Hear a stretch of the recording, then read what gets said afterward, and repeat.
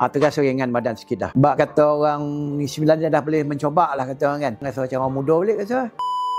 Terasa darah tinggi ni bangun pagi kan. Lepas tu pergi ke kebun lah. Rasa badan tu macam dah tiba-tiba baru buat kerja dah berpeluh. Kepala dah borat tak rasa pusing rasa dia. Bila masuk dalam rumah tu rasa tengok rumah tu berpusing-pusing pula rasa dia. Ni parah ni cakap kat orang rumah. Apa sakit dia ni kan. Lepas tu orang rumah pun cakap jom pergi klinik. Lepas tu pergi klinik. Bila cek doktor tengok. Doktor kata atuk ni darah tinggi benar ni selama ni. Dan tak ada darah tinggi dah. Tanya doktor berapa bacaan dia. 180, 110. Mak, baik tak pensan? Sebab kata orang tu, perubahan tu adalah sikit je kan. Dia turun lah ke 150. Taklah orang kata.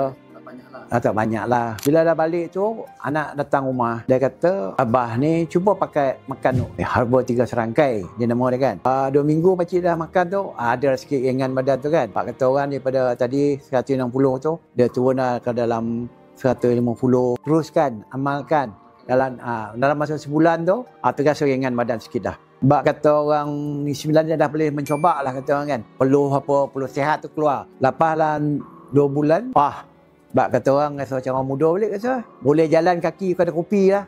Tak payah naik motor je dah. Ni, dia nak khabarkan lah. Herba 3 serangkai ni. Dan dah cuba dah. Memang kata mustajab kata orang dia. InsyaAllah. Sebab kata orang nak kata jadi muda balik tak ada lah dah kan. Tapi stamina muda tu ada lah.